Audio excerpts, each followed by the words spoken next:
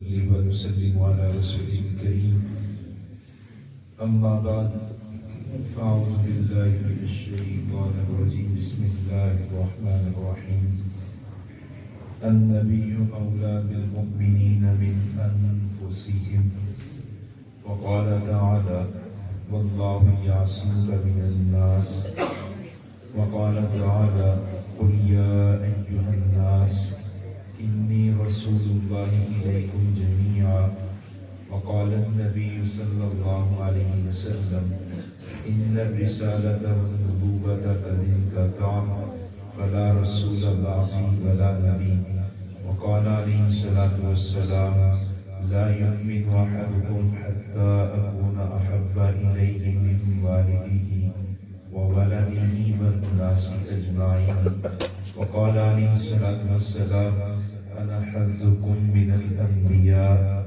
وأنتم حظي من الأمم أو كما قال عليه الصلاة والسلام صدق الله وصدق رسوله النبي الكريم ونحن على ذلك لمن الشاهدين والشاكرين والحمد لله رب العالمين.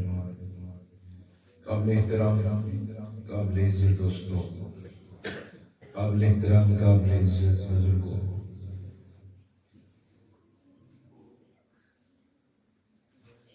عقیدہ ختم نبوت کے حوالے سے یہاں پہلے بھی ایک نشست ایک کورس ہو چکا جس میں آپ عقیدہ ختم نبوت کی اہمیت، تعریف، عقیدہ ختم نبوت پر دلائل کے حوالے سے بہت سی باتیں سماعت فرما چکے ہیں۔ ابھی جب میں آج پروگرام کے لیے آ رہا تھا تو محترم مولانا وسیم صاحب نے فرمایا کہ آج کی گفتگو میں پہلے عقیدہ ختم نبوت کے حوالے سے بات ہو جائے اور اس کے بعد اس عقیدے کے دفاع کے حوالے سے ہماری جو ذمہ داری ہے اس ذمہ داری کے حوالے سے بات ہو جانی چاہیے۔ اور غالباً کل یا آج کسی وقت فرما رہے تھے کہ الحمدللہ ضلع سیالکوٹ میں عقیدہ ختم نبوت کے حوالے سے کام چل رہا ہے۔ بہت سے خوش نصیب لوگ نبی علیہ السلام کی ناموس، ان کی حرمت، ان کی ختم نبوت کے تحفظ کے لیے اپنا مال، اپنا وقت، اپنی صلاحیت لگا رہے ہیں، لیکن ابھی بھی کام بہت سا باقی ہے اور خاص طور پر سیالکوٹ شہر میں کام کی ضرورت زیادہ ہے، وابستہ اور جڑنے والے نوجوان کم ہیں۔ پہلے بھی جب کبھی کوئی ایسی بات مجھ سے کرتا ہے تو میرے ذہن میں اس کا ایک ہی جواب ہوتا ہے کہ کام کے ساتھ لوگ تب جڑتے ہیں جب انہیں مقام کا پتہ چل جاتا ہے۔ ایک مقام تو ذات پیغمبر کا، جو نبی علیہ السلام کی ذات کو پہچان جائے، ان کے مقام کو جان جائے، اس کے لیے نبی کے مقام کا دفاع آسان ہو جاتا ہے۔ اور دوسرا، نبی کی عزت، نبی کی ناموس، نبی کی ختم نبوت کے دفاع کا مقام کیا ہے اور دفاع کرنے والے کا مقام کیا ہے، جب بندہ اس کو پہچان جاتا ہے تو پھر اس کے لیے کام کرنا آسان ہو جاتا ہے، کاز کے ساتھ جڑنا آسان ہو جاتا ہے۔ آج عمومی طور پر مسلمان ہے، نبی کو مانتا ہے، لیکن مسلمان نبی کو پہچانتا نہیں ہے۔ پہچان کے فقدان کی وجہ سے، پہچان کی کمی کی وجہ سے رحمت دو عالم صلی اللہ علیہ وسلم کی حقوق کی ادائیگی میں کوتاہی ہے۔ جب آدمی کسی کے مقام کو جان جائے، کسی کی عظمت کو جان جائے، کسی کی شفقت کو، محبت کو جان جائے تو پھر حق ادا کرنا آسان ہوتا ہے۔ جیسے بیٹا ماں کے مقام کو جانے تو ماں کا حق ادا کرنا اس کے لیے آسان ہے۔ بیٹا باپ کے مقام کو جان جائے، باپ کا حق ادا کرنا آسان ہے۔ استاد کے مقام کو اور استاد کی شفقت کو شاگرد پہچان جائے تو شاگرد کے لیے استاد کا حق ادا کرنا آسان ہے۔ پیر کے مقام، پیر کی شفقت، پیر کے احسان کو مرید جان جائے تو مرید کے لیے پیر کے حقوق ادا کرنا آسان ہے۔ پڑوسی رشتہ دار کی ضرورت کو جان لیا جائے تو اس کے حق کو ادا کرنا آسان ہے۔ جب پہچان ہوتی ہے تو پھر اس کا حق ادا کرنا آسان ہو جاتا ہے۔ حضرات صحابہ صحابیات وہ حضور کو پہچان گئے تھے۔ نبی علیہ السلام کی عظمتیں کیا صحابہ جان گے، نبی علیہ السلام کے کمالات کیا صحابہ جان گے، نبی علیہ السلام نے امت کی وجہ سے کیسے مسائل برداشت کیے صحابہ جانتے ہیں، کن مشکلات کا سامنا کیا صحابہ جانتے ہیں، نبی امت کے ساتھ کیسا پیار کرتے ہیں۔ ایک پیار ہے امتی کا نبی کے ساتھ، امتی کا دعویٰ ہے کہ مجھے نبی سے پیار ہے، یہ دعویٰ سچا ہے۔ جس کے دل میں ایمان ہے اسے نبی سے پیار ہے۔ لیکن ایک دوسرا رخ ہے کہ نبی کو بھی امتی سے پیار ہے، امتی کو نبی سے جو پیار ہے وہ کم ہے، نبی کو امتی کے سے جو پیار ہے وہ زیادہ ہے۔ جیسے بیٹا کہے کہ مجھے ماں سے بڑا پیار ہے تو تصدیق کی جائے گی کہ ہاں تمہیں ماں سے پیار ہے، لیکن تمہیں کیا معلوم کہ تمہاری ماں کو تم سے کیسا پیار ہے۔ اسی طرح جب امتی کہتا ہے کہ مجھے نبی سے پیار ہے تو سچ کہتا ہے، لیکن امتی کو یہ معلوم نہیں کہ نبی کو اس سے کتنا پیار ہے۔ نبی امتی سے زیادہ پیار کرتا ہے، امتی اپنے نبی سے کم پیار کرتا ہے۔ نبی امتی کا زیادہ خیرخواہ ہے، نبی امتی کا زیادہ وفادار ہے، نبی امتی کا زیادہ جانثار ہے، اور امتی نبی کا وفادار بھی ہے، نبی کا جانثار بھی ہے، لیکن اس میں ویسی وفاداری نہیں ہے، اس میں ویسی جانثاری نہیں ہے جیسی وفاداری امام الانبیاء میں امتی کے لیے ہے، جیسی جانثاری امام الانبیاء میں امتی کے لیے ہے۔ حضرات صحابہ نبی کی انہی صفات کو جان گئے۔ آپ نے جن مشکلات کو برداشت کیا صحابہ کے سامنے ہے، جن مسائل کو برداشت کیا صحابہ کے سامنے ہے، وہ ذات پیغمبر کو پہچان کے اس کا اثر کیا ہوا کہ نبی علیہ السلام کے حق کی بات آئی تو صحابہ میں سے ہر ایک صحابی نے نبی کے ہر ایک حق کو کامل درجے میں ادا کیا ہے، حضور کے ہر ایک حق کو کامل درجے میں ادا کیا ہے۔ حضور کا حق کی بات آتی ہے اور پھر ان سے مال مانگا گیا تو صحابہ نے مال پیش کیا۔ حضور کے حق کی بات آئی، خاندان قوم قبیلے کی جدائی مانگی گئی تو انہیں جدائیاں برداشت کی ہیں۔ حضور کی حق کی بات آئی تو اپنا گھر بار وطن قوم قبیلہ چھوڑنا پڑا تو انہوں نے اپنا گھر بار وطن قوم قبیلہ چھوڑا ہے۔ حضور کی حق کی بات آئی، انہیں اپنی جانیں دینی پڑی تو اپنی جانیں بھی پیش کی۔ انہیں نبی علیہ السلام کے حق کی وجہ سے اولادیں کٹوانا پڑی تو اپنی اولادوں کو بھی کٹوایا، نام مصطفیٰ پر اپنی اولادوں کو بھی قربان کیا۔ یہ حضور کے ہر ایک حق کو پوری طرح ادا کر کے گئے۔ وجہ کیا ہے کہ وہ حضور کو پہچان گئے تھے۔ آج مسئلہ کیا ہے کہ حضور کی پہچان نہیں ہے، اس وجہ سے سرکار کے حقوق کی ادائیگی میں کوتاہی ہے۔ اس وجہ سے مسلمان کو بار بار متوجہ کرنا پڑتا ہے کہ اپنے نبی کی عزت، اپنے نبی کی ختم نبوت پر پیرا دو۔ بڑے غور سے میری بات سنیے گا، پھر سوچئے گا۔ آپ نے پورے ملک میں کوئی تنظیم تحریک ایسی دیکھی جس کا موٹو ہو اور جس کا ویژن ہو کہ ہم نے اپنے ملک کے ہر ایک جوان کو اس سطح پر لانا ہے کہ جوان اپنی ماں کی عزت کا دفاع کرے؟ ہم نے ہر ایک جوان کو اس سطح پر لانا ہے کہ وہ جوان اپنی بہن کی عزت کا دفاع کرے، اپنے باپ کے مقام کی حفاظت کرے، وہ بندہ اپنی بیوی اپنی بیٹی کی عزت بھی پاسداری کرے، دفاع کرے۔ نہیں دوستو، ماں کی عزت کی دفاع کے لیے تنظیمیں نہیں ہیں، تحریکیں نہیں ہیں، جماعتیں نہیں ہیں۔ بہن کی عزت کی حفاظت کے لیے کوئی تحریک تنظیم جماعت نہیں، بیٹی کی عزت کی دفاع کے لیے کوئی تحریک نہیں چلانی پڑتی، جماعت نہیں بنانی پڑتی۔ لیکن وہ نبی جس کے بارے میں امتی کا دعویٰ کہ جان مال آل اولاد سبھی حضور پر قربان، ان کی عزت، ان کی ناموس، ان کی ختم نبوت کے دفاع کے لیے تنظیمیں ہیں، جماعتیں ہیں، تحریکیں چلائی جاتی ہیں، ترغیب دی جاتی ہے، دعوت دی جاتی ہے، جذبات کو بھارے جاتے ہیں، غیرت دلائی جاتی ہے۔ یہ سب کیوں ہے؟ اس لیے کہ آج عملی طور پر ہم ماں بہن بیٹی کے ساتھ جس طرح وابستگی اور تعلق رکھتے ہیں، اس طرح ہم سرکار کی ذات کے ساتھ تعلق اور وابستگی کھو چکی ہے، نہیں رکھتے۔ ہمارا تعلق بڑا کمزور ہے۔ یار بھائی اب اس کو نہ چھیڑیے گا، اب میری طرف رخ کرے گا۔ حضور کی بات ہے تو پوری بات کی طرف توجہ ہونی چاہیے۔ سپیکر اوپر نیچے ہو تو خیر ہے، لیکن دل اوپر نیچے نہ ہو، دل پوری طرح اسی بات کی طرف متوجہ رہنا چاہیے۔ آپ ادھر کی اور ادھر ہو جائیں، اس کو چھوڑ دیں، یہ خراب نہیں ہوگا، اللہ خیر فرمائے گا انشاءاللہ۔ تو حضور کی پہچان کروانی ضروری ہے، حضور کی پہچان نہیں ہے۔ ابھی میں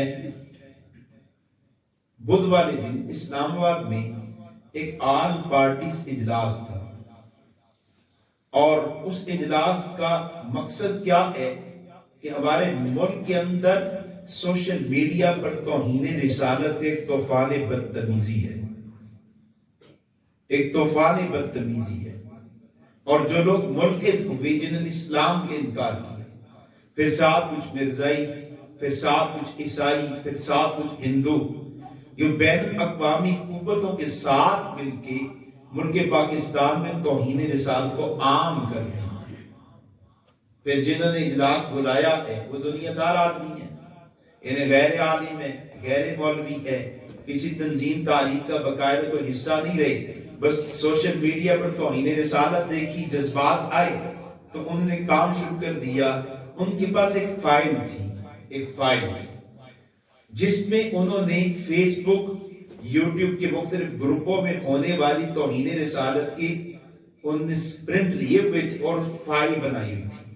میں خدا کی قسم کھا کہتا ہوں کہ آپ میں کوئی ایک فرد بھی ایسا نہیں ہوگا جو گستاخیوں کو دیکھ کے برداشت کر سکتا ہو، ایک فرد بھی ایسا نہیں ہوگا۔ ننگی توہین ہے، گندی توہین ہے، اور ملک پاکستان میں کی جا رہی ہے۔ مجھے پہلے سے بھی کچھ اندازہ تھا، یہ باتیں پہنچتی رہی تھی، اور پھر وہاں پر مختلف طبقات، سیاستدانوں کو، اسمبلی کے ممبران کو، سینٹ کے ممبران کو، اس طرح وکلا برادری کے کچھ لوگ، سول سوسائٹی کی کچھ لوگ، تاجر برادری کے لوگ، دینی تنظیموں کے لوگ آئے بڑی تعداد میں، اور سب کی نمائندگی ہوئی، اور سب نے آواز احتجاج بلند کی۔ ان کے سامنے توہین اور گستاخی آئی تو ہر ایک نے احتجاج بلند کیا، لیکن مجھے جو یاد ہے، سوائے 2-3 کے ایک فرد بھی ایسا نہیں ہے، 2-3 کے علاوہ لوگ ہی نہیں ہیں جنہوں نے یہ کہا ہو کہ اس توہین کو رکوانے کے لیے ہم اپنا کردار ادا کریں گے۔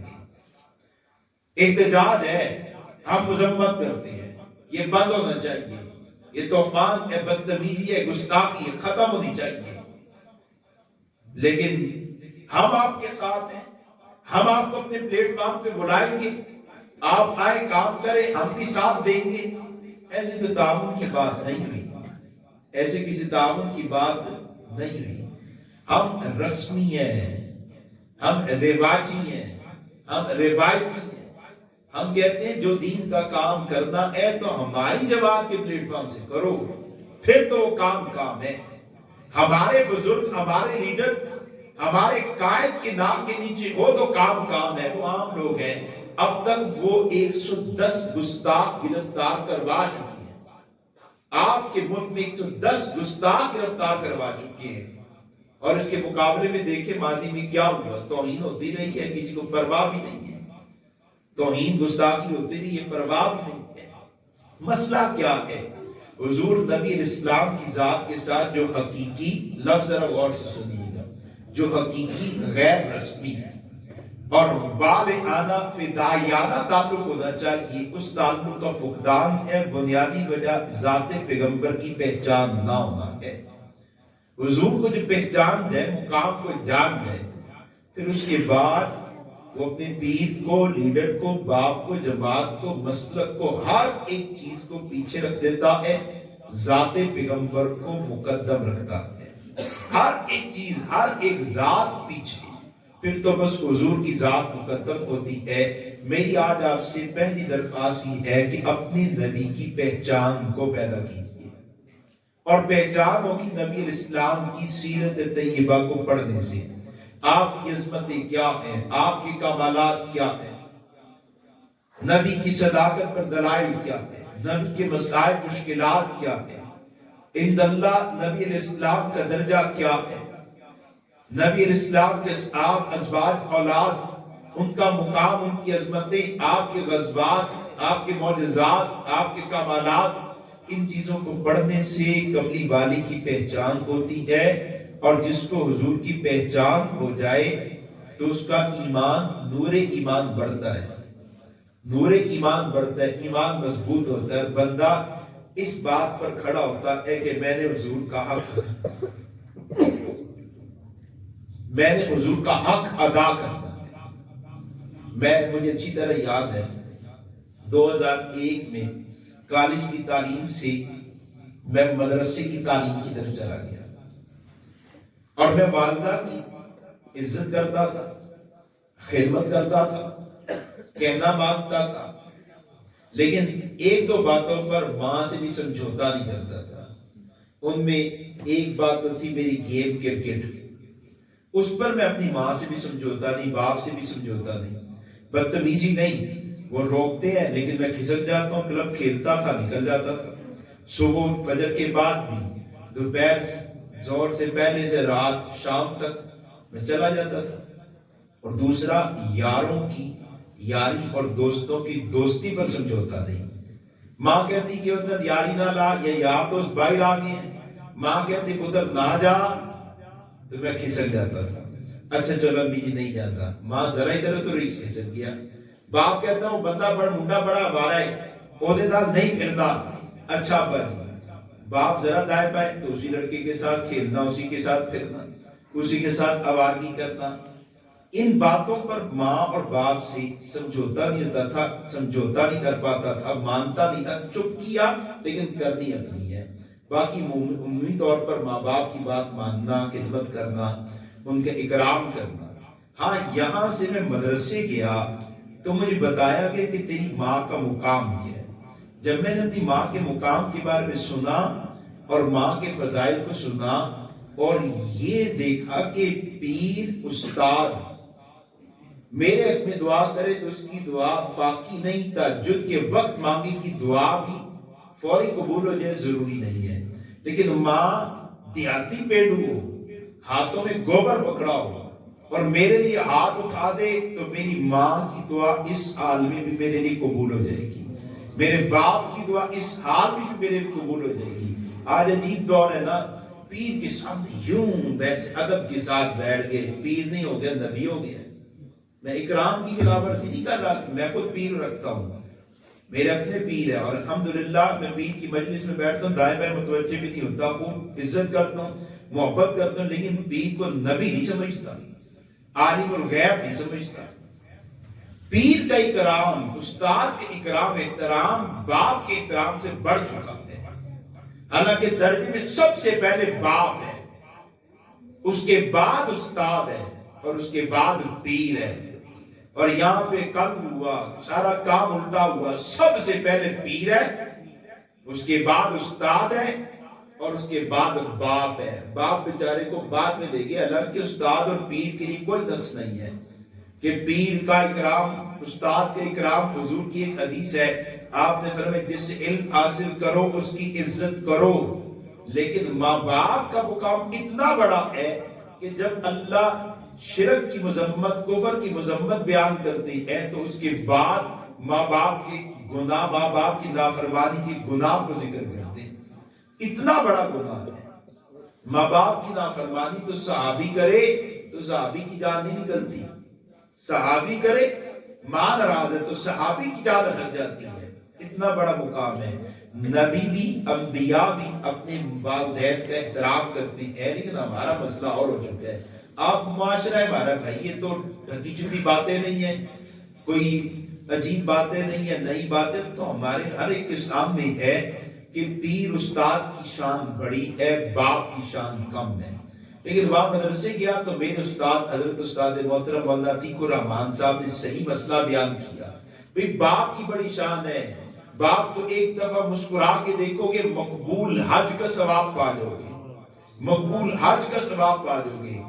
صحابی نے عرض کیا میں 2 بار دیکھوں، فرمایا 2 مقبول حج 100 بار دیکھا جائے دن میں، باپ کو ایک دن میں 100 بار. اور باپ پیر نہیں، مفتی نہیں، عالم نہیں، بالکل خدا نہ کرے باپ کی داڑھی نہ ہو، نمازی نہ ہو، دیندار نہ ہو، گالی دیتا ہوں، برے کام کرتا ہوں، ایسے باپ کو بھی بیٹا ایک بار محبت کی نگاہ سے دیکھے تو اللہ اسے مقبول حج کا ثواب عطا کر دے. 10 بار ایک دن میں 10 بار اگر بیٹا باپ کو محبت کی نگاہ سے دیکھے تو اللہ 10 مقبول حجوں کا ثواب دیتی ہے. ہم پیسہ جمع کرتے ہیں، حج فرض نہیں، ادا ہو چکا فرض پہ پیسہ جمع کرتے ہیں، حج پہ جاتے ہیں، پتہ نہیں قبول ہوا یا نہیں ہوا، پتہ نہیں قبول ہوا یا نہیں. لیکن ماں باپ کی شان دیکھیے، باپ کی طرف ایک بار نگاہ کرے تو 1 مقبول حج، 2 بار نگاہ کرے 2 مقبول حج، 3 بار نگاہ کرے 3 مقبول حج. میری بدقسمتی کی جب میں مدرسے پہنچا تو میرے باپ کا سایہ میرے سر پر نہیں تھا، ماں رہ گئی تھی. 3 سال میرا ساتھ رہا ماں کا، میرا اور ماں کا ساتھ رہا. اللہ کے فضل و کرم سے وہ 3 سال میں نے ماں کی نہایت درجہ فرما برداری کی. کوئی بات نہیں جس میں میں نے ماں کی مخالفت، سوائے ایک بات کی، ٹی وی چلتا تھا گھر میں، میرے کہنے پر بند کر دیا. بہنوئی آئے گھر میں تو میں پہنچا گھر تو ٹی وی لگا، میں نے کہا ٹی وی اور میں ہوں یہ 2 متضاد باتیں، اماں بند ہوگا ورنہ میں گھر سے جاؤں گا. اس وقت میری ماں نے مجھے روکا اور میں نے کہا نہیں روکتا، ٹی وی چلے میں رک جاؤں، ٹی وی چلے میں رک جاؤں. بھائی تم دوسرے کمرے میں چلے جاؤ، میں اپنے آپ کو کہتا ہوں تم دوسرے کمرے میں چلے جاؤ. لیکن ادھر وہ گناہ کرتا ہے اور ادھر تم ماں کی نافرمانی کرتے ہو. کہتی ماں رک جا رک جا، میں کہتا نہیں، میں تو بڑا عجیب نمازی ہوں. ماں ناراض ہوئی اور پھر لمبا واقعہ ہے، اتنی ناراض ہوئی، پھر میں نے منت سماجت اور اس دن کی بات توبہ کی. نہ جی، ماں نے نال دشمنی پہ جائے، ماں ناراض ہو جائے، پھر تیرا مدرسہ تجھے کیا دے گا، پھر تیرے کام کیا چیز آئے گی. تو وہ ایک موقع تو ایسا آیا، اس کے علاوہ 3 سال میں کبھی کوئی موقع نہیں آیا کہ ماں نے کوئی بات کی ہو. میں نے عملاً کہا، میرے پیر بہت بڑے حضرت شیخ صوفی سرور صاحب رحمۃ اللہ علیہ، میرے اساتذہ مقام میں بہت بڑے، لیکن میں نے کہا نہ بھائی، ماں سے بڑھ کر کوئی نہیں ہے، نہ پیر ہے نہ استاد ہے. جو مجھے ماں سے ملنا ہے خدا کی قسم مجھے وہ پیر استاد سے نہیں مل سکتا. جو ماں دلوا جائے گی. میری عادت تھی زمانہ طالب علمی میں، اساتذہ بھی شفقت کرتے تھے، کتاب سامنے ہوتی تھی، میں ادھر تسبیح کر رکھ کے تسبیح پڑھتا رہتا تھا، اور پھر ساری کتابوں کا تکرار اور مشکل کتابوں کا تکرار بھی میں کرواتا تھا. والدہ کا انتقال ہو گیا، میں 2 دن کے بعد مدرسے پہنچا. اب میں نے وہی تسبیح رکھی ہے، اب تسبیح چلاتا ہوں تو سبق سمجھ نہیں آتا، تسبیح روکتا ہوں تو پھر سبق سمجھ آتا ہے. یہ تو میرا اپنا حال ہے، اپنا میرا مشاہدہ تجربہ ہوا ہے. جب تک ماں زندہ رہی، عام عورت تھی، زندہ رہی، میرے سے بڑی راضی دعائیں دیتی تھی مجھے، اللہ تجھے عالم بنا دے، اللہ میرے زندگی آخرت بنا دے، اللہ تجھے نیک کر دے، اللہ تیرے لیے آسانیاں پیدا کر دے. وہ سادہ عورت سادہ جملے دعائیں دیتی تھی اور مجھے پتہ نہیں چلتا تھا. میں سمجھتا تھا میرا حافظہ بڑا تیز ہے اور مجھے کتابیں بڑی سمجھ آتی ہیں، اس لیے میں ساتھ ساتھ تسبیح کرتا رہتا تھا اور ادھر کتابیں بھی سنتا تھا، اسباق بھی سنتا تھا، پھر سبقوں کا تکرار بھی کروا دیتا تھا، مطالعہ بھی اچھا کر لیتا تھا. لیکن جب میں ماں کے جنازے سے فارغ ہو کے پہنچا ہوں اور میں نے اپنی تسبیح چلانا شروع کی، سب سے پہلے 1,00,000 مرتبہ لا الہ الا اللہ پڑھ کے ماں کو دھونکا. یہ میں نے سوچا. اب کرنا شروع کیا، سبق سمجھ میں نہ آئے، روکتا ہوں پھر توجہ کرتا ہوں پھر سمجھ آتا ہے، پھر تسبیح چلاتا ہوں سبق سمجھ نہیں آتا، پھر روکتا ہوں پھر توجہ کرتا ہوں پھر سبق سمجھ آتا ہے. تو اس بات کے بعد میں نے کہا یہ آج کیا ہوا؟ تو میرے ذہن میں حضرت موسیٰ علیہ السلام کی بات ہے کہ موسیٰ سنبھل کے آنا، اب ماں تیرے ساتھ نہیں رہی، سنبھل کے آنا، ماں تیرے ساتھ نہیں رہی. تو میں نے کہا کہ وہ تو موسیٰ علیہ السلام تھے، تو مدیر لچا لفنگا آوارہ آدمی ہے، تیری ماں تیرے ساتھ نہیں رہی. اب یا تو تسبیح چلے گی یا پھر سبق سمجھ میں آئے گا. دوستو ماں کی دعائیں تو ہوتی ہیں جو حادثات سے بچا لیتی ہیں، جو مسائل سے بچا لیتی ہیں، وہ حادثات اور مسائل جو ہم روٹین میں دیکھ رہے ہوتے وہ بچ گیا یار، پھر کتوں بچے ہے؟ وہ ماں دی دعا پیچھے لگی ہوئی سی، وہ پیو دی دعا پیچھے لگی ہوئی سی۔ تو بہرحال جب میں مدرسے چلا گیا نا، میرا موضوع بڑا پیارا ہی ہے، والدین کی عظمت اور والدین کے ساتھ کیسا تعلق ہونا چاہیے۔ میں اس پر بات کرتا ہوں تو چلتا جاتا ہوں، مجھے اپنی ماں باپ یاد آ جاتے ہیں، پھر حسرت افسوس باقی رہتا ہے، کاش دن ملتے۔ اس لیے میں تو خدمت دین والوں کو کہتا ہوں ساری قربانیاں دو، ساری قربانیاں دو، لیکن ماں باپ کی قربانی نہ دو۔ کیا مطلب؟ ہر ہفتے کوشش کرو، 10 دن 15 دن ماں باپ دور، کوشش کرو کہ کسی طرح ان کے قدموں میں پہنچو، ان کی جا کے سیوا کرو، ان کی خدمت کرو۔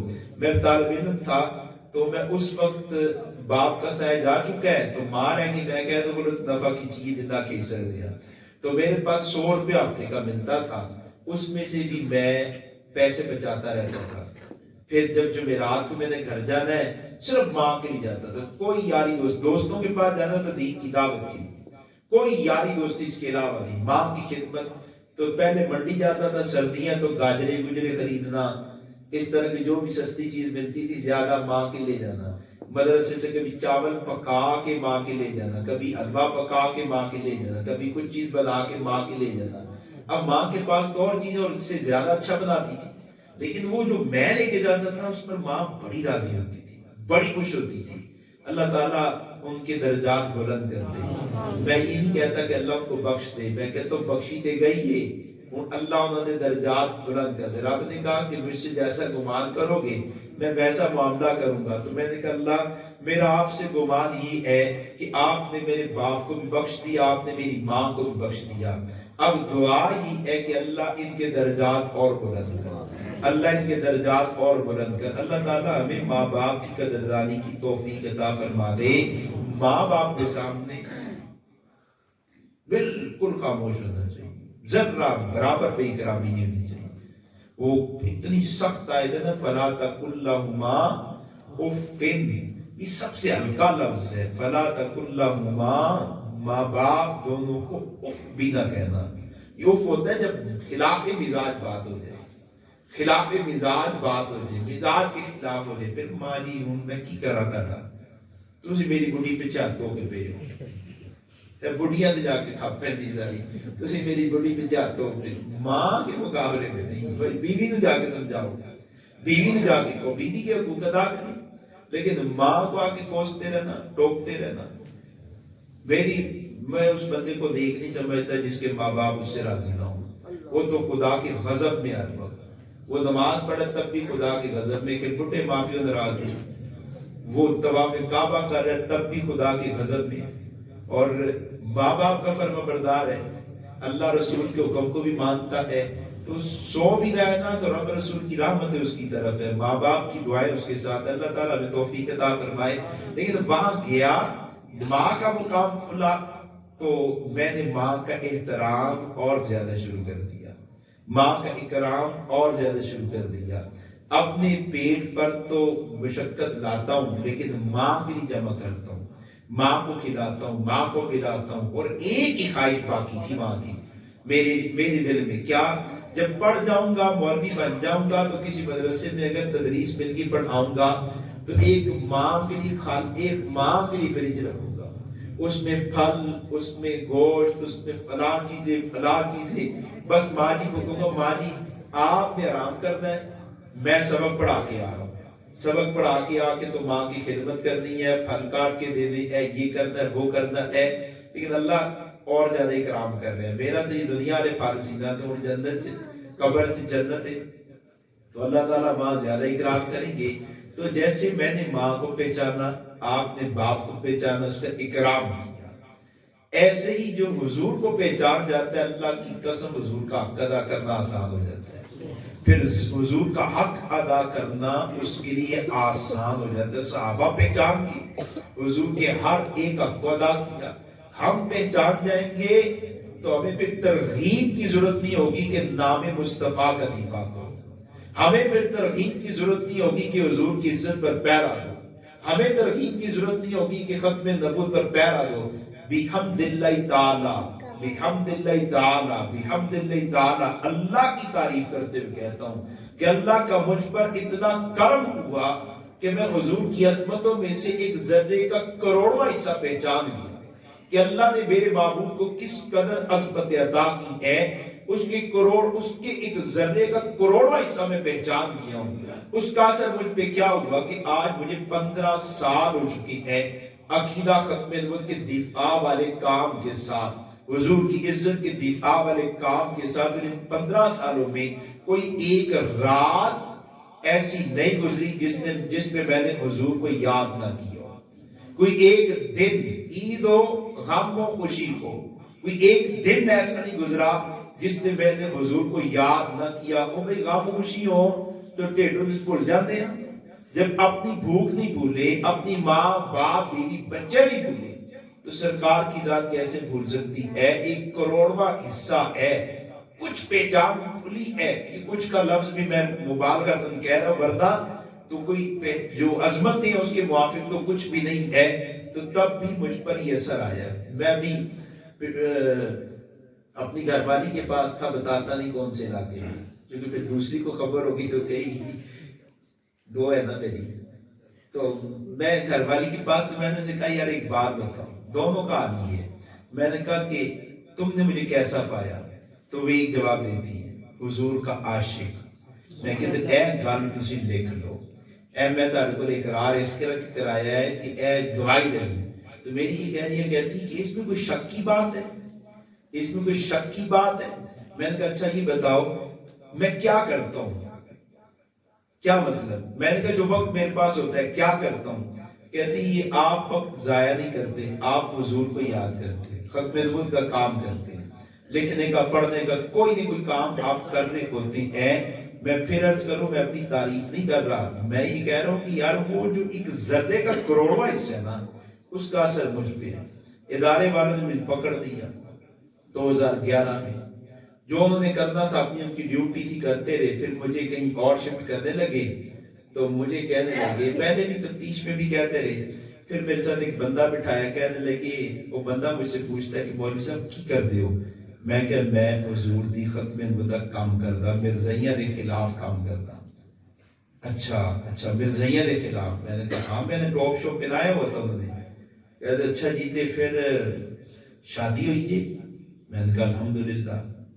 क्या ताड़ी बीवी की कहती होगी, तुझे इतने जेल च पे हो ते कैदा च गए हो। मैंने कहा मेरी बीवी तो दुआएं देती होगी, शुक्र अदा करती होगी कि मेरा शौहर हुजूर के नाम पर गया है। चोरी के मुकदमे में नहीं, डाके में नहीं, जिना में नहीं, बदकारी में नहीं, हुजूर के नाम पर गया। और वही हुआ, मैं वापिस आया तो मुझे दोस्तों ने कहा यार आपकी बीवी बड़े हौसले वाली है। मैंने कहा क्या हुआ। कहते यार जो जिसकी भी घरवाली माँ बहन बीवी कोई जाती थी तो आपकी घरवाली उनका हौसला बढ़ाती थी कि बस रसूल पाक के नाम पर गया, अल्लाह खैर करेगा, कोई बात नहीं है, अल्लाह खैर करेगा। तो मैं घर आया, मैंने अपनी घरवाली से कहा कि ऐसा ऐसा हुआ। कहती जी। मैंने कहा तुम्हें मेरी गुमशुदगी का दुख अफसोस खौफ नहीं होता, पता नहीं किस हाल में। उसने कहा बहुत ज्यादा, मैं तो रात को रोती थी, मुसल्ले पर रहती थी, आपके लिए मांगती थी।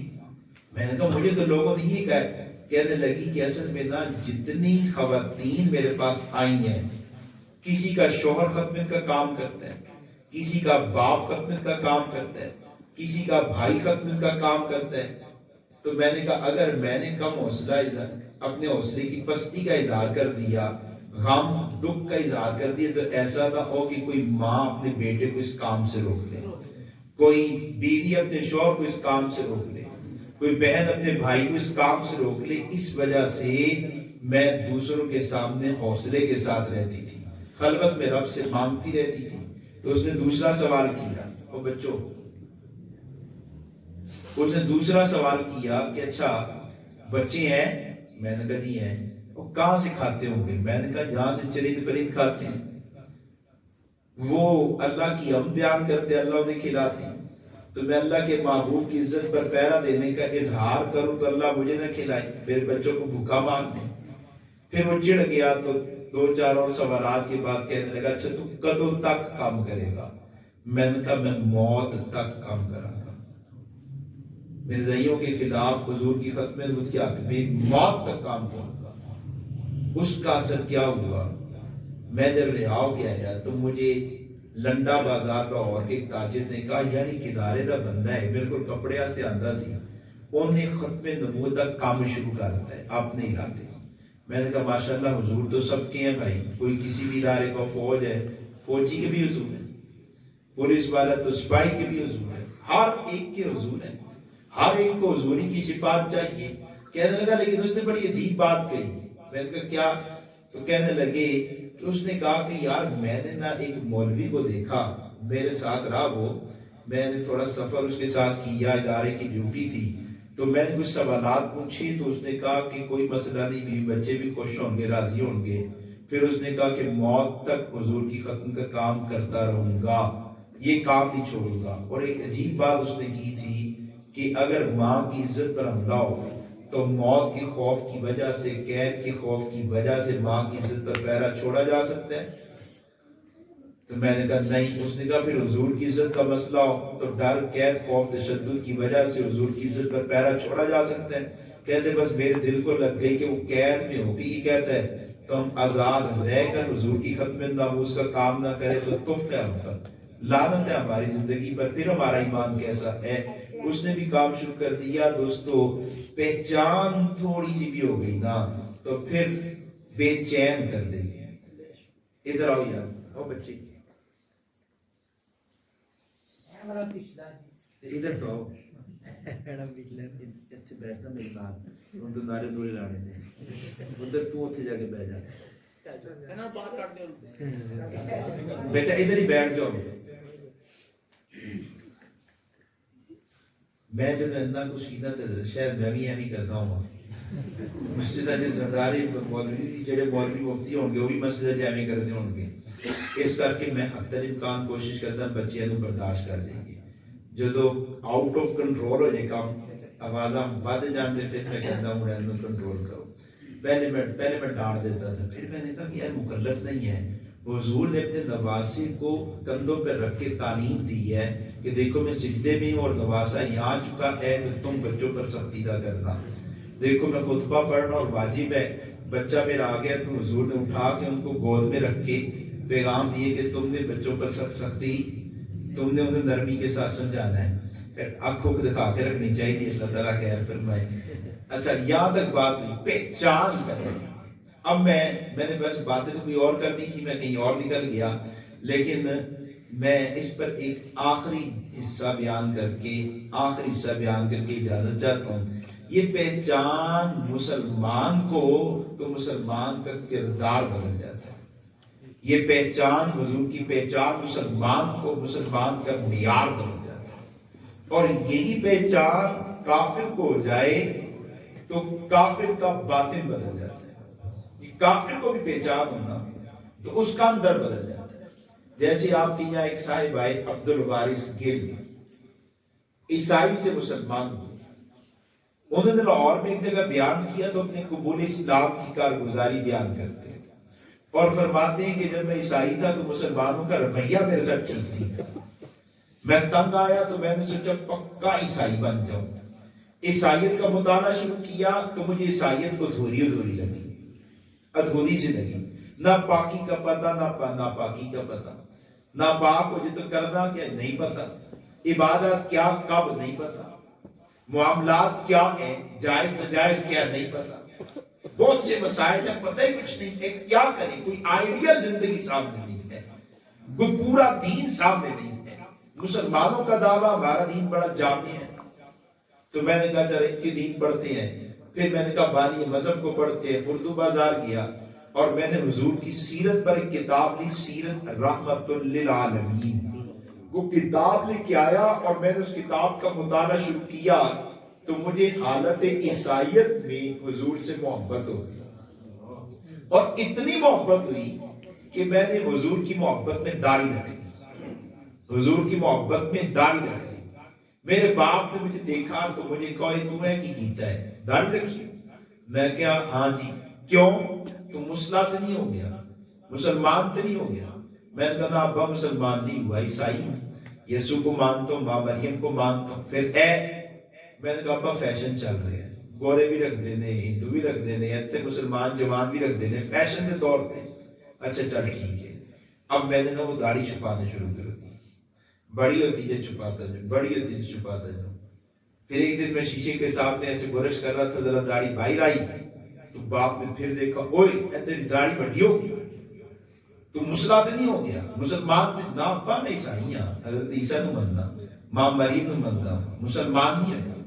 باپ نے کہا پھر تو نے کیوں رکھی؟ میں نے کہا کدوں تک چھپائیے؟ تو میں نے باپ کو کہہ دیا ابا اصل میں نا مجھے مسلمانوں کے محمد سے محبت ہو گئی ہے، صلی اللہ علیہ وسلم، مسلمانوں کے محمد سے محبت ہو گئی ہے، ان کی محبت میں رکھی ہے۔ باپ غصے میں آیا، کٹا، میں کہا نہیں کٹی، کٹا نہیں کٹی۔ وہ غصے میں گیا، کینچی پکڑ کے آ گیا، میں کٹا گا، کہتے میں نے اپنی داڑھی کو یوں رکھا اور یوں گردن کی، اور میں نے کہا ابا یہ داڑھی تو اب نہیں کٹ سکتی، البتہ ایک گردن تیرے سامنے، ایک گردن کاٹ دے، داڑھی نہیں کاٹنے۔ اور کہتے میں اس وقت عیسائی تھا، مسلمان نہیں ہوا تھا۔ میں نے کہا کہ دیکھو یار، حضور کو پڑھنے والا، حضور کو جاننے والا عیسائی ہے تو حضور کی محبت میں حلیہ بدل رہا ہے، حضور کی محبت میں اپنے حلیہ کو بدل رہا ہے۔ پھر اللہ نے ایمان دیا، اور ایمان دینے کے بعد اس نے دعوت ایمان کا کام کیا، تو وہ 9 مسلم ہے، لیکن اب تک 1200 سے زیادہ عیسائی اس کی ہاتھ پر مسلمان ہو چکے ہیں۔ میں نے کہا کیا کرتے ہو؟ کہتے جو آپ نہیں کرتے۔ میں نے کہا ہم کیا نہیں کرتے، آپ کیا کرتے؟ کہتے جب میں کسی سے ملتا ہوں نا، عیسائی سے، یا کوئی مجھ تک پہنچے یا میں کسی تک پہنچوں، تو میں اسے کہتا ہوں غیر جانبدار ہو جائے، اسلام کے بارے میں مثبت منفی باتیں ساری نکال دو، غیر جانبدار ہو کر ایک دفعہ یہ کتاب پڑھ دو۔ میں نے کہا کون سی کتاب؟ کہتا نبی کی سیرت پر کوئی کتاب دے دیتا ہوں، اور 90% ایسا ہوتا ہے کہ بندہ مسلمان ہو جاتا ہے۔ وہ بندہ کیا ہو جاتا ہے؟ دیکھو یہ پاکیزہ زندگی وہ ہے جو سیدہ خدیجہ کے سامنے تھی تو بغیر دلیل کے مسلمان ہوئی۔ یہ پاکیزہ زندگی وہ ہے جو حضرت صدیق اکبر جو حضور کے بڑے قریبی دوست تھے، سامنے تھی مسلمان ہوئی، حضرت علی کے سامنے تھی مسلمان ہو گئے، حضرت عبد الرحمن حضرت زید کے سامنے تھی مسلمان ہو گئے۔ ایک بات میں وضاحت کروں، کبھی تفصیل موقع ملا عرض کروں گا، مکہ کے لوگوں نے آپ کو جھٹلایا ضرور ہے، لیکن وہ کیا کہتے ہیں؟ بل کے لفظ کے ساتھ آپ پر اعتراض کرتے ہیں، کہتے ہیں مجنون نہیں، شاعر نہیں۔ کیا مطلب؟ کہتے ہیں جنون والا ایسا نہیں ہو سکتا، شاعر ایسا نہیں ہو سکتا، اس لیے اپنے موقف کو بدلتے رہتے ہیں، بدلتے رہتے ہیں۔ رہنے کے بعد سرکار کی کردار پر آئے، خدا کی قسم نہیں لا سکے، آپ کی کردار پر بات نہیں لا سکے۔ آپ کی تجارت ہم نے دیکھی ہوئی ہے، آپ کے معاملات دیکھے ہوئے ہیں، آپ کی معاشرت دیکھی ہوئی ہے، آپ کے اخلاق دیکھے ہوئے ہیں، آپ کا بچپن دیکھا ہے نا، بچپن میں آپ نے یہ کیا، جوانی میں نوجوانی میں یہ کیا، تجارت کا معاملہ یہ کیا۔ آپ کی زندگی اور آپ کے کردار پر کوئی اعتراض نہیں کر سکے۔ وہ کہتے ہیں ہمارے معاملات کے خلاف آپ دین لاتے، ساڑھے پیو دادے کے خلاف آپ معاشرے میں نہیں دیکھتے۔ مولانا کہتے ہیں کہ یار رسم نہ کرو، سرکار کی سنت نہیں، تو ماننے والے بھی ان کے مخالف ہو جاتے ہیں کہ ٹھیک ہے یار حضور کی سنت ہے، اچھا دین کا حکم کوئی اور ہے، لیکن ساڑھی رسم و رواج پائی، ہماری علاقائی باتیں، محلے کی باتیں ہیں، وہ تو حضور کی بات سن کر اپنے آباء و اجداد کی مخالفت میں آنے کی جرات نہیں کرتے۔ یہ لوگ تو ابھی حضور کو نبی نہیں مانتے تھے، اس لیے موقف قبول نہیں کر رہے، بتوں کے بارے میں، توحید کے بارے میں موقف قبول نہیں کرتے۔ ذات پیغمبر پر بحیثیت ذات، آپ کے کردار پر وہ انگلی نہیں اٹھا سکے۔ وہ لوگ جب آپ نے اعلان نبوت کیا، اس وقت بھی انہوں نے کہا پاک دامن، صاف ستھرے، پاکیزہ اخلاق۔ پھر جب آپ دعویٰ کر جب ہجرت حبشہ ہوئی تو تب بھی یہ لوگ پہنچے پیچھے، لیکن کیا جا کے نجاشی کو یہ کہا کہ ان خاندان چھوٹا ہے، نجاشی کو کہا ہے کہ وہ ہلکی باتیں کرتے ہیں، آپ کی ذات پر کوئی بات نہیں کر سکے۔ جو اور لوگ بھی آتے ہیں تو زیادہ سے زیادہ کیا کہتے ہیں؟ او جی جادوگر ہے، نعوذ باللہ، ان کے کلام میں بڑا اثر ہے، جادو ہے، جادو ہے۔ اور پھر جو کلام جادو میں اور اللہ کی کلام میں کچھ فرق جانتا ہے، وہ سنتا رہتا ہے، سنتا جاتا ہے، تو وہ اسلام قبول کرتا ہے۔ اس پر واقعات سیرت کی کتابوں میں بتھیرے موجود ہیں۔ تو برحال غیر مسلم کے لیے سیرت طیبہ حضور کی پہچان ہدایت کا ذریعہ ہے۔ اسی پر 2 واقعے سنا کے ختم کرتا ہوں. میں نے جانا ہے دعا فرمائے موٹر پہ کھلی رہے. پچھلے دنوں موٹر پہ بند ہو گئی. میں جیاں والی سے نکلا 9:15 بجے تو لاہور پہنچا میں 12:30 بجے. اگلے دن 12:30 بجے. اس لیے میں نے وسیم صاحب کو کہا کہ یار منونا نعت خانہ نو تسی دائیں بائیں کرا دو. پہلے آنے سے پہلے میں نے کہا تھا بس بیان فوراً کرا دے, مجھے چھٹی لے دو. انہوں نے کہا اب تو نعت خانوں سے وقت لیا ہوا ہے. میں نے کہا اچھا وہ آئیں گے, کہتے ہیں میں تو مقامی بائک, کہتے مقامی. میں نے کہا دیکھو گے ترتیب بنے وجہ اگر موٹر بند ہو گئی تو میرے 5-7 گھنٹے گئے روڈوں پر ہی جاتے جاتے کافی وقت لگ جاتا ہے. خیر آپ کی برکت سے انشاءاللہ اللہ کو آپ کی بات فرمائیں گے. تو 2 واقعہ آخری سنانے لگا. میرا ایک سفر ہو کراچی. میں نے یہاں پہلے بھی شاید کسی مسجد میں واقعہ سنا ہے. سفر ہوا کراچی. وہاں ایک مسجد میں جمعہ پڑھانا تھا. بھینس کالونی کی مرکزی مسجد ہے, وہاں جمعہ پڑھانا تھا. جمعہ پڑھانے پہنچا تو مفتی عادل صاحب نے 8-10 نوجوانوں کے ساتھ مجھے ویلکم کا. اس کے بعد کمرے میں بیٹھے تو ایک نوجوان کا تعارف. یہ ڈاکٹر صاحب ہیں, آپ کی جماعت کے فلاں ذمہ دار ہیں. یہ فلاں صاحب ہیں یا تاجر ہیں, آپ کی جماعت کے فلاں ذمہ داری ان کے پاس. یوں تعارف ہوا. ان میں ایک بندہ ہے جو ٹانگ سے معذور ہے اور اس نے لاٹھی پکڑی. بوسیدہ سا لباس ہے, سفید کپڑے لیکن بوسیدہ ہے, سفید پگڑی لیکن بوسیدہ ہے, رنگ ذرا کالا ہے, ہاتھ میں لاٹھی پکڑی ہوئی ہے, پاؤں سے معذور, ٹانگ سے ذرا معذوری ہے. ان کے بارے میں تعارف کرواتے ہوئے کہا کہ یہ 9 مسلم ہیں, عیسائی سے مسلمان ہوئے. میں نے فوراً ان سے پوچھا اچھا آپ عیسائی سے مسلمان ہوئے؟ کہتے جی. نام کیا؟ کہتے سیف اللہ. میں نے جمعے کے بعد تھوڑا سا وقت عنایت فرمایا, بیٹھے کوئی گپ شپ ہو. جمعے کے بعد ہم بیٹھے. میں نے کہا سیف اللہ مسلمان کیوں ہوئے؟ کسی کے کردار سے متاثر ہوئے؟ کہتا نہیں. کسی نے ایمان کی دعوت دی؟ کہتا نہیں. کوئی مناظرہ شناظرہ دیکھا؟ کہتے نہیں. میں نے کہا پھر مسلمان کیوں ہوئے؟ کہنے لگا کہ اصل میں عیسائیوں کا پادری تھا اور میں نے سوچا کہ میں اسلام کے خلاف کچھ لکھوں, مسلمانوں کو اسلام سے متنفر کروں. اسلامی کتابوں کا جب مطالعہ شروع کیا تو میں کہ یہ تو کام لمبا ہو جائے گا. میں مسلمانوں کے نبی کی سیرت کو پڑھتا ہوں, زندگی کو, اس میں سے کچھ باتیں نکال کے مسلمانوں کے سامنے پیش کرتا ہوں. بس جب میں نے مسلمانوں کے نبی کی سیرت کو پڑھنا شروع کیا تو میرے دل نے کہا کہ حضور سچے ہیں, اور بالآخر میں نے سچ کو قبول کیا, مسلمان ہوں. میں نے کہا حضور کی زندگی کا کون سا پہلو جس سے تمہیں حضور کی سچائی کھل گئی؟ کہتا مولانا حضور کی زندگی کے جو پہلو اٹھائے حضور کی صداقت کھل کے سامنے آتی ہے.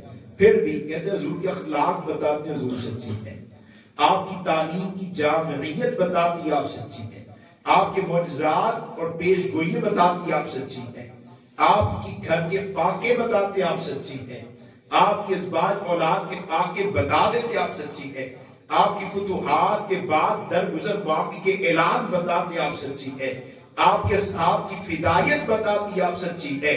یوں اس نے کچھ باتیں کی. میں نے کہا اچھا سیف اللہ یہ بتاؤ اسلام قبول کرنے کے بعد کوئی حالات آئی ہیں؟ تو بہت حالات آئے. پھر اپنے بازو کو اوپر کیا, کہتا مولانا اس بازو پر اتنا تشدد کیا گیا کہ میرے اس بازو کی ہڈی کو توڑ دیا گیا. مطالبہ کیا اسلام چھوڑو؟ میں نے کہا ممکن نہیں ہے. پھر اس بازو پر تشدد کیا اور پھر کہا کہ اسلام چھوڑو, میں نے کہا ممکن نہیں ہے.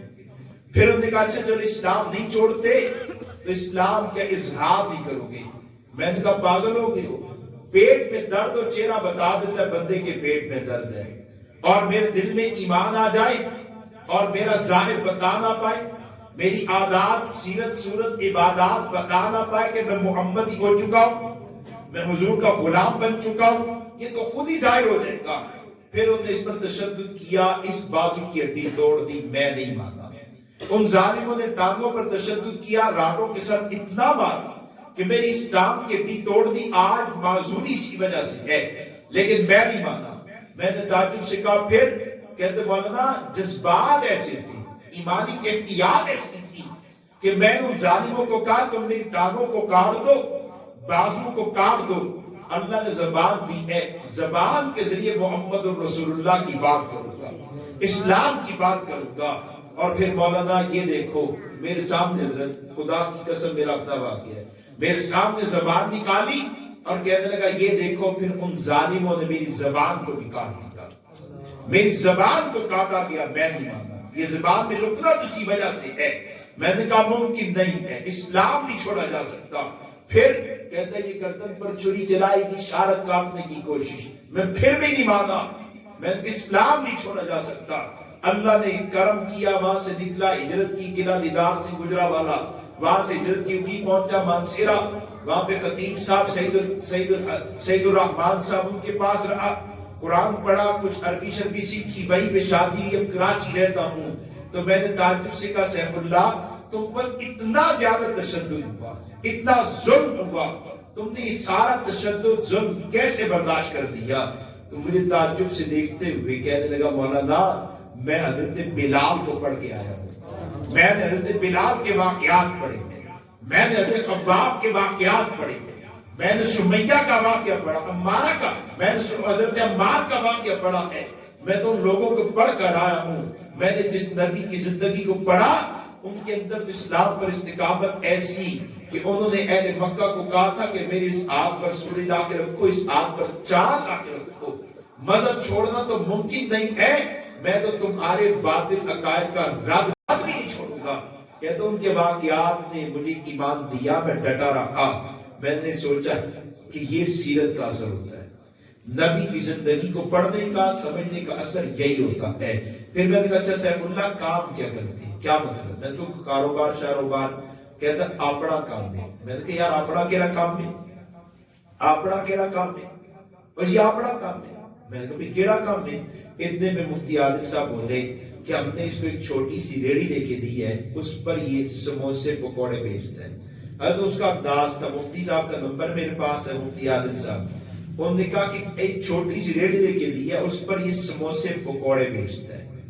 جیسی انہوں نے یہ کہا تو میرے ذہن میں فوراً اس کا پیش کیے گا تعارف آیا کہ میاں بیوی بچے امریکہ ہیں، ساتھ کا بیوی بچے امریکہ ہیں، بھائی وفاقی وزیر رہا ہے، باپ کے پاس زمین جائیداد بھی ہے، عیسائیوں کا پادری تھا، مشنری ٹائپ پادری تھا، مال پیسہ بھی تھا، اور اب اسلام کے بعد ایک ریڑھی پر سموسے پکوڑے بیچتا ہے۔ جیسے مفتی صاحب نے یہ بات کی میرے ذہن میں فوراً یہ آیا، لیکن میں نے وہ صاحب کو دیکھا کہ سیف اللہ کا چہرہ فوراً آسمان کی طرف، فوراً آسمان کی طرف، یوں اس نے ہاتھ جوڑ لیے اور پنجابی میں کہنے لگا سائی سوڑیا تو منو جدو ایمان دیتے تے منو اور کی چاہیے، تو منو ایمان دیتے تے منو اور کی چاہیے۔ پھر یوں ہی اللہ سے کوئی باتیں کی ہیں، آنکھوں میں اس کی نمی آ گئی، رو پڑا، پھر میری طرف متوجہ ہوا تو مجھے کہنے لگا مولانا اینا کو ٹیڈے رب نے کدی بھوکا نہیں سوایا،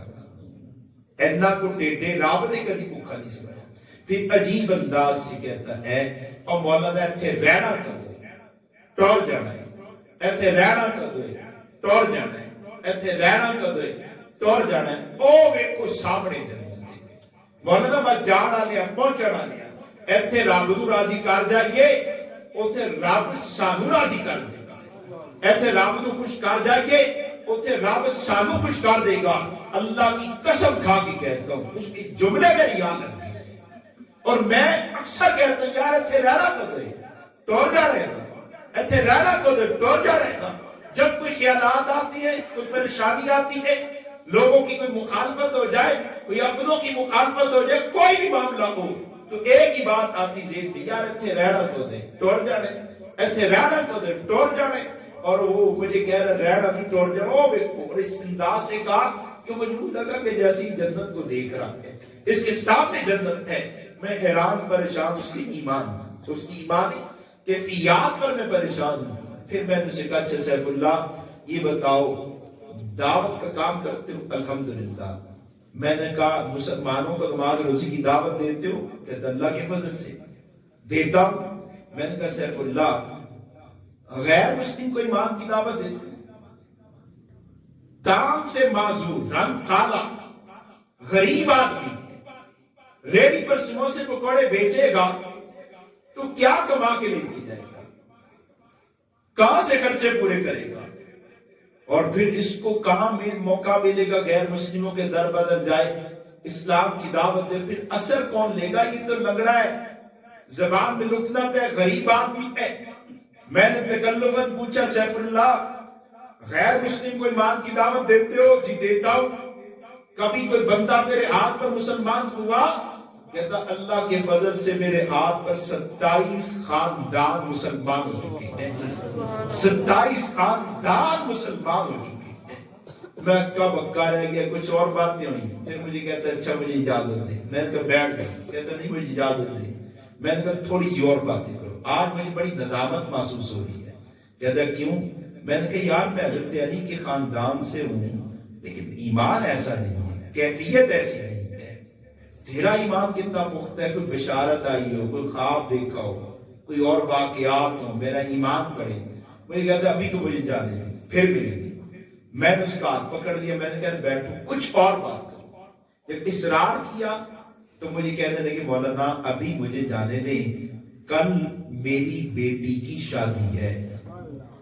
میں نے کہا سیف اللہ کل تیری بیٹی کی شادی ہے تو اتنی دور سے میرے پاس آ گیا؟ یار میں کراچی آتا رہتا ہوں، پھر کبھی ملاقات ہو جاتی، پھر بیٹھ کے بات چیت ہو جاتی، ابھی تم اپنی بیٹی کی شادی منا لیتے، اپنی بیٹی کی خوشی منا لیتے، پھر ملاقات ہوتی۔ تو میں جواب میں کہنے لگا نہیں مولانا مجھے مفتی عادل نے ایسے عنوان پر دعوت دی کہ میں روک نہیں سکا۔ میں نے کہا کون سا عنوان؟ کہتا مجھے مفتی عادل نے کہا، ان کے تبارے میں کہنے لگا مفتی عادل صاحب نے فرمایا کہ سیف اللہ آج ہماری مسجد میں ختم نبوت کے عنوان پر بیان ہوگا تو میرے دل نے کہا بیٹی کی خوشی بعد میں ہے، سرکار کی خوشی پہلے ہے۔ بیٹی کی خوشی شادی بعد میں ہے، سرکار کی ختم نبوت پہلے ہے۔ میں اس لیے آیا ہوں، میں نے بھی اس کے ساتھ ہاتھ ملایا۔ میں نے کہا تو ساڑھے والا مسلمان ہے بھائی، یہاں پہ تو دوست ہو نا، تو دوسرا جس نے ارادہ کیا جا کے ختم کا پروگرام سننا ہے، دینی بیان سننا ہے، تو یار دوست آجے چھوڑ دیتے ہیں، رشتہ دار آجے چھوڑ دیتے ہیں، ذرا کوئی مسئلہ آجے چھوڑ دیتے ہیں۔ آپ کے یہاں پروگرام تھا اور یہیں پہ شادی تھی، میں نے نکلتے استاد جی سے کہا، میں جا رہا تھا حضرت کے گھر، یہاں تلاوت شروع ہوئی تو میں جا رہا تھا، میں نے استاد جی سے کہا، میں نے کہا حضرت یہاں شادی تھی تو پروگرام کو اگر مؤخر کر دیتے، میں نے یہ نہیں کہا شادی مؤخر کر دیتے، مجھے پتہ ہے ایسے شادیاں مؤخر نہیں ہو سکتی ہیں، ایسے دین مؤخر ہو سکتا ہے، اس لیے میں نے حضرت کو کہا مؤخر کر دیتے تو مجھے یہاں بھی سیف اللہ ملے۔ انہوں نے کہا نہیں کیوں ہونا تو اپنا کام سی اسی حضور دے پروگرام نو کے پیچھے کریے۔ ان کو میں نے بتا دیا تھا کہ بھئی ہمارے پروگرام اور آپ کے پروگرام میں کوئی ٹکراؤ پروگرام سے پہلے کرے، ہم نے جو پروگرام کرنا ہے وہ تو کرنا ہی ہے۔ تو میں دل میں سوچتا رہا کہ کتنے پکے ایمان والے آدمی ہیں، مسجد اپنی نہیں ہے، مسجد مولانتی اپنی نہیں ہے، لیکن پھر ڈٹ کے حضور کے نام، ان کو جو آج اجر مل گیا وہ میرے پتن کتنے پروگراموں سے زیادہ اجر مل گیا۔ ان کا جو ڈٹ جانا ہے یہ ان کی ایمان کی پختگی پر علامت ہے۔ اللہ تعالیٰ ہمیں بھی ایسا پختہ ایمان عطا کرے۔ اچھا وہ بندہ جانے لگا تو میں نے اپنے ساتھ بیٹھے دوست سے کہا غریب آدمی ہے، اس کا نہ کوئی مالی تعاون ہونا چاہیے، بیٹی کی شادی ہے، کہتے ہیں پوچھی، وہ کراچی کے صاحب تھے، رانا وسیم صاحب جانتے ہیں۔ میں نے کہا اس کا کوئی مالی تعاون ہونا چاہیے، کہتے پوچھی۔ تو میں نے کہا صاحب اللہ اچھا بس ایک بات کر دے پھر آپ جائیں کہ یار وہ بیٹی کی شادی ہے تو کوئی ضرورت ہو؟ اور نہیں جی اللہ تعالیٰ نے مجھے اپنا گھر دیا ہے، الحمدللہ سانسیں اپنی ہیں، آزادی ہے۔ میں نے کہا نہیں وہ بیٹی کی شادی ہے نا تو بیٹی کی کوئی ضرورت ہو؟ کہتے نہیں کوئی ضرورت نہیں، ساری ضرورتیں پوری ہو چکی ہیں۔ میں نے کہا پھر بھی کوئی ضرورت ہو؟ اور نہ جی ساری ضرورتیں پوری ہو چکی ہیں۔ میں نے کہا دیکھیں یار آپ جو ہے توکل والے، لیکن جہاں بیٹی جا رہی ہے ان کا پتہ نہیں کیا مزاج ہے، ان کا پتہ نہیں کیا معیار کیا مزاج ہے۔ ابھی تو نو مسلمہ سمجھ، نو مسلم کی بیٹی سمجھ کے لے جائے، کل کو تنگ نہ کرے، کہتے لگا جس کے بھروسے پر بھیج رہا ہوں نا بس مجھے اسی کے در پر رہنے دیں، اس کے بھروسے پر بھیج رہا ہوں، راہ و خیرت کرے گا۔ میں نے کہا ہم بھی اسی پر بھروسہ کرتے ہیں لیکن پھر بھی کوئی ضرورت ہو تو رک گئے۔ کہتے اچھا بتائیں آپ دیں گے؟ میں نے کہا کہ ہاں کچھ میں بھی تعاون کروں گا، کوئی دوست احباب سے کہوں گا۔ کہنے لگے وہ جو آپ کے دوست احباب ہیں وہ کہاں سے لیں گے؟ مجھے جو دینا تو کہاں سے لے کے دیں گے؟ میں نے کہا وہ اللہ سے لے کے دیں گے۔ اللہ سے لے کے دیں گے. کہتے اچھا اللہ سے وہ اپنا حصہ لے کر مجھے دیں گے یا میرا حصہ اللہ سے لے کر مجھے دیں گے؟ میں نے کہا سیف اللہ وہ آپ کے رب سے آپ کا حصہ لے کے آپ کو دے دیں گے. کہنے لگا اچھا لینا میرے رب سے ہے اور لینا میرا حصہ ہے تو میں ان کو واسطہ کیوں بناؤں، اور میں تو اللہ سے اپنا حصہ خود ہی لیتا رہوں گا، پہلے بھی لیا اب بھی لیتا رہوں گا. مجھے اللہ اور اپنے درمیان میں واسطے ڈالنے کی ضرورت کیا ہے؟ میں اپنے رب سے اپنا حصہ خود ہی لے لوں گا. چلا گیا. اس دن کے بعد ابھی تک میری سیف اللہ سے دوبارہ ملاقات نہیں ہوئی، لیکن میں سیف اللہ کی باتوں کو یاد کر کے ایک یہ بات رہنا قدر پائی ٹور جانا ہے، رہنا قدر ٹور جانا ہے، اور دوسری بات کہ یار رب کو لینا اپنا حصہ ہے تو آپ لینا گے، دوجے کو منگن پندن کی ضرورت کی ہے، رب کو اپنا حصہ لینا ہے. بھائی یہ دائیں بائیں کے لوگ جن کے سامنے آنکھ پھیلائیں گے یہ اللہ رب العزت سے زیادہ ہماری پرواہ کرتے ہیں. میں یہ نہیں کہہ رہا کہ سائل کو مت دو، اس کا اپنا مسئلہ ہے، اس کو دینا چاہیے، لیکن میرے پر حالات آ جائیں تو مجھے حتی الامکان کیا کوشش کرتی میرا رجوع اللہ کی طرف باقی دے، میرا رجوع اللہ کی طرف باقی دے. جیسے وہ ایک مدرسے کی موت میں بڑے مدرسے بڑے آدمی ہیں میرے لاہور آئے، ملاقات ہوئی تو میں نے کہا حضرت آپ کی مسجد بن رہی ہے تو آپ کی ترتیب، کہنے لگا مطلب میں کہا فنڈنگ، کہنے لگا کہ میں کیوں فنڈنگ کروں؟ میں نے کہا ادارے کے لیے. کہنے لگا ادارہ میرا ہے، ادارہ تو اللہ کا ہے، اللہ تعالیٰ خود انتظام کریں گے. میرا گھر ہوتا ہے بن جاتا ہے، وہ رب کا گھر انشاءاللہ بنے گا. رب کا کبھی کوئی گھر رکا ہے؟ کہتے سارے گھر بنے ہیں. پھر اگلی بات کہتے میں اللہ سے دعا کرتا ہوں اللہ مجھے اسباب کے پیچھے مت گھمانا، بس میں تیرے در پر چمٹا رہوں، مجھے لوگوں کے در کی طرف مت دھکیلنا، میں بس تیرے در پر رہوں. ایک بزرگ تھے وہ کہا کرتے تھے یا تو مسبب الاسباب سے یاری لگا لو یا پھر اسباب سے یاری لگا لو. یاری ایک سے رہتی ہے، یا رب سے لگ جائے گی یا مال پیسہ اور مال پیسے بالوں سے لگ جائے گی. اللہ میں اپنی ذات کے ساتھ یاری لگانے کی توفیق دے. یہ بندہ اتنا پختہ کیوں ہے، حضور کو پہچان گیا، سیرت کو پڑھ کے آیا ہے. اور یہ آخری بات اسی دوسرے حصے کی، انڈیا کے ایک بندہ آر ایس ایس تنظیم کا حصہ ہندو، سابق ہندو، وہ مسلمان ہوا. مسلمان ہونے کے بعد اپنے قبول اسلام کی کارگزاری لکھتا ہے. توجہ سے سننا ہو بھائی دوستو، تھوڑی مجھے توجہ دینا ذرا. قبول اسلام کی کارگزاری لکھتا ہے، کہتا ہے جب میں ہندو تھا، آر ایس ایس تنظیم کا صدر تھا، ایک علاقے کا صدر تھا، مجھے اسلام سے بھی نفرت، مسلمانوں سے بھی نفرت، اور نعوذ باللہ پیغمبر اسلام سے بھی نفرت کا عالم یہ تھا. دل کرتا تھا مسلمانوں کے مال اسباب لوٹ لیے جائیں، عزت پامال کی جائے، بیمار پہ ایمبولینس میں بھی جا رہا ہو تم اتارو تو اس کو مار دیا جائے. اتنا شدید مخالف.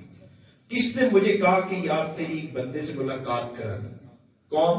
ایک مولوی صاحب. نے کہا میں ملا شلہ سے کوئی نہیں ملتا.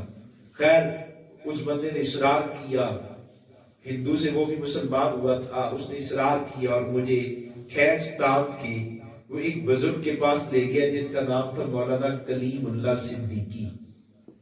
حضرت مجدد الفسانی رحمۃ اللہ علیہ کی اولاد سے ہیں، حیات ہیں.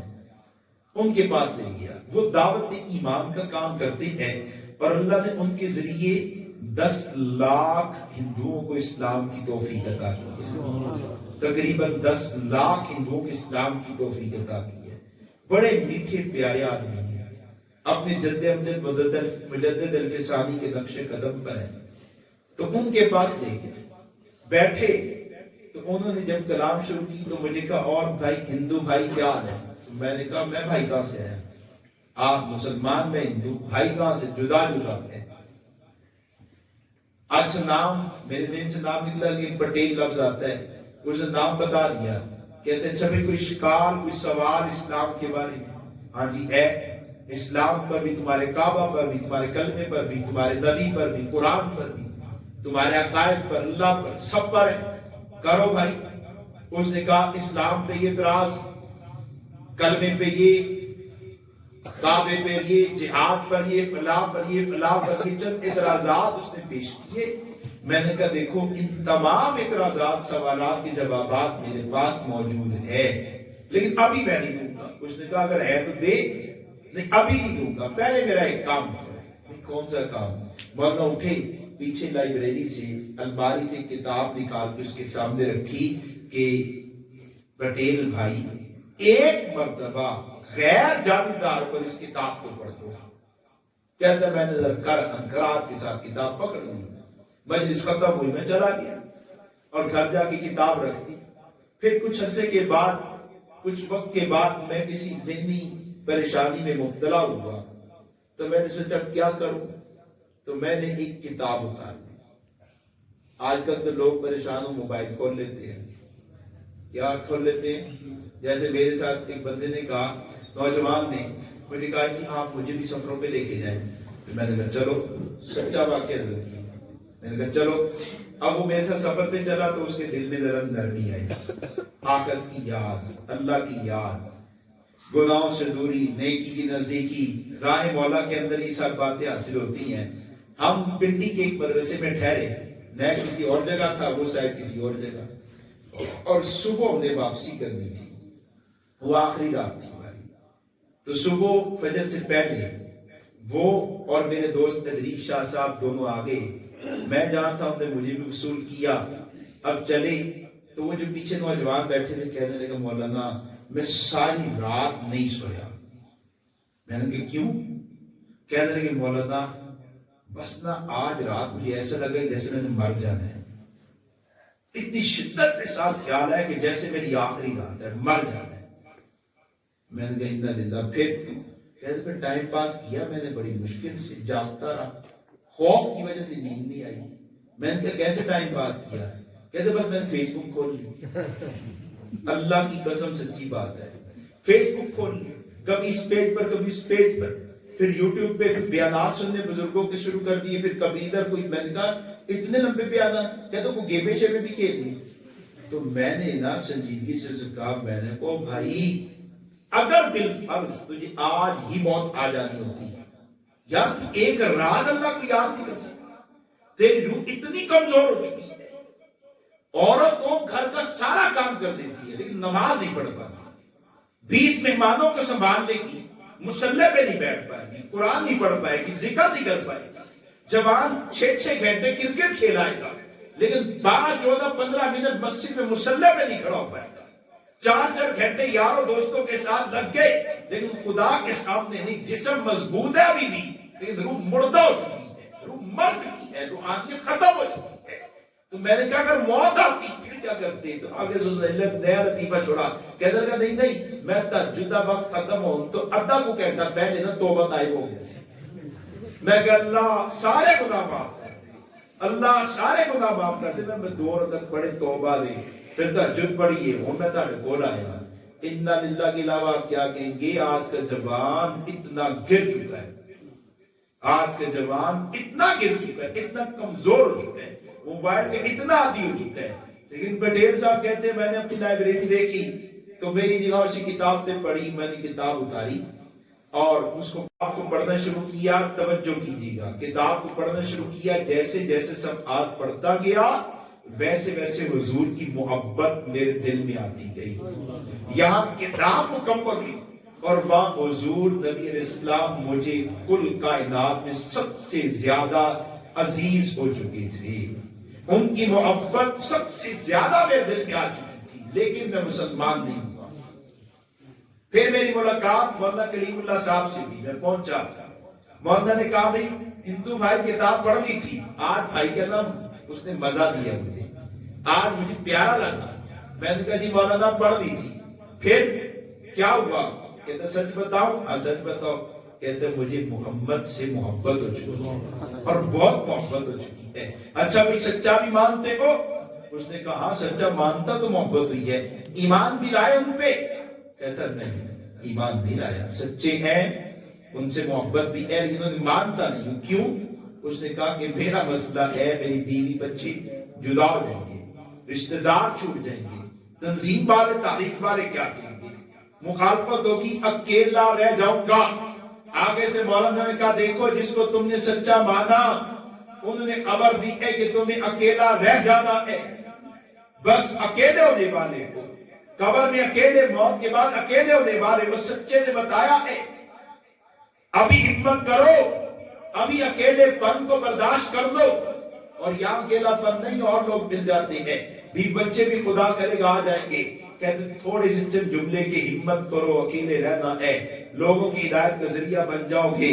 بس ان چند جملے کے تو میں نے کہا اچھا بتاؤ کیا کروں. تو مولانا نے کہا پڑھو لا الہ الا اللہ محمد رسول اللہ، اور پٹیل نے پڑھا اور مسلمان ہو گیا. اور پھر لکھتے ہیں وہ کتاب کون سی تھی؟ کہتے ہیں اس کتاب کا نام تھا اسوہ رسول اکرم صلی اللہ علیہ وسلم. یہ کن کی کتاب ہے؟ حضرت ڈاکٹر عبدالحی عارفی رحمۃ اللہ، ڈاکٹر ہیں، مفتی تقی صاحب کے پیر تھے، شیخ رفیع صاحب رحمۃ اللہ کے پیر، مولانا یوسف لدھیانی شہید رحمۃ اللہ کے پیر، تھانوی رحمۃ اللہ کے خلیفہ، ڈاکٹر ہیں، لیکن حضور سے عشق محبت اتنی، سادہ سی کتاب لکھی ہے اور ایک کٹر غالی ہندو کی ہدایت کا ذریعہ بن رہی ہے، اور پتہ نہیں کتنوں کی ہدایت کا ذریعہ بنی. اور آخری بات اس کی بڑی مزیدار، کہتا میں نا ایک دن اپنی لائبریری کو صاف کر رہا تو ایک تصویر، بڑے سائز کی تصویر گری، اس پر ایک ہندو جلسے کی، وہ ایک ہندو جلسے کی سٹیج کی تصویر گری. میں بھی وہاں پہ ایک پٹکا، وہ جو مالٹے رنگ کے کا پٹکا ہے وہ پہنے بیٹھا ہوں، گردن میں ڈالے بیٹھا ہوں. مجھے یاد آیا اس جلسے میں مسلمانوں کے خلاف ابھارا گیا تھا، اس جلسے میں حضور کی گستاخی بھی کی گئی تھی. کہتے ہیں مجھے اتنا غصہ ہے کہ میں نے اپنا جوتا پکڑا اور اپنی تصویر کو پیٹنا شروع کر دیا، اپنے آپ کو مار رہا ہوں، ماری جا رہا ہوں، ماری جا رہا ہوں. اور ایک جملہ، تو وہ مردود تھا جو کائنات کو عزتیں دینے والے کی عزت پر بھونکتا تھا، پھر جوتا مارتا ہوں. تو وہ خبیث تھا جو حضور نبی اسلام کی توہین کرتا تھا، جوتے مارتا جا رہا ہوں، مارتا جا رہا ہوں. جوش ٹھنڈا ہوا، ہوش آیا، جوتا رکھا اور سوچتا رہا یہ کیا کیا تو نے.